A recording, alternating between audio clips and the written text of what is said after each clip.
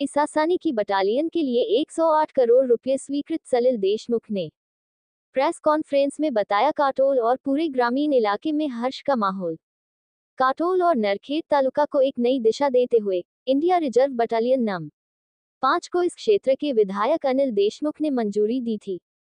इसके लिए राजस्व विभाग की 100 एकड़ भूमि पुलिस विभाग को हस्तांतरित की गई, लेकिन उनके कठिन समय में आगे का काम रुक गया। बाद में राज्य में तख्तापलट हो गया और इस बटालियन का सारा काम ठंडा पड़ गया। भाजपा नेताओं की कोशिश थी कि उन्हें आगे के काम के लिए फंड न मिले, लेकिन प्रशासनिक स्तर पर गहनता से पालन करने के कारण रुपये की पहली किस्त मिल गई। फिलहाल टेंडर प्रक्रिया का काम चल रहा है और जल्द ही वास्तविक काम शुरू होगा, ऐसा राष्ट्रवादी कांग्रेस पार्टी के नेता शरद चंद्र पवार, जिला पंचायत सदस्य सलिल देशमुख ने बताया। या ठिकाणी सांगताना आनंद होता की या नरखेड काटोलसाठी अभूतपूर्व प्रकल्प, जेणेकरून नुसतंच नरखेड काटोल नाही तर अवतीभोवती असणारे पूर्ण तालुके, मग ते काही वर्धा जिल्ह्याचे असतील, ते अमरावती जिल्ह्याचे असतील, नजीकला लागून असलेले मध्य प्रदेशचे असतील, या सगळ्यांना त्याचा एका मोठ्या प्रमाणात फायदा होणार आहे। असा एक बटालियन SRPFचं ज्याला आपण म्हणतो सोप्या शब्दात, हे त्या ठिकाणी मंजूर तर मागील काळामध्ये अनिल देशमुख गृहमंत्री असताना झालंच, त्याचा GR सुद्धा निघाला। पण आज जे बांधकामासाठी टेंडर पाहिजे होतं ते टेंडर सुद्धा 108 कोटीचं पहिलं त्या ठिकाणी निघालेलं आहे।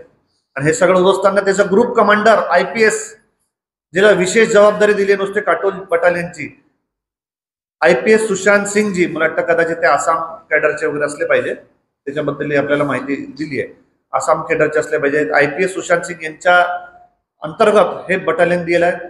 या ठिकाणी जागा नव्हती, या ठिकाणी हे सगळे गोष्टी नव्हते, म्हणून हे बटालियन जे आहे हे मंजूर होऊन, पद मंजूर होऊन, भरती झाली होऊन हे चालू होतं SRPF अमरावतीला। आणि आज मला सांगताना होतं की या ठिकाणी लवकर जर टेंडर झालं, टेंडर झाल्याच्या नंतर त्या ठिकाणी ॲडमिन बिल्डिंग असेल, त्यांचं जशा पद्धतीचं नियोजन असेल, जिम असेल, व्यायामशाळा असेल, साधारणतः 1200 लोकांची वसाहत असलेल्या SRPF कंपनी त्या ठिकाणी होईल।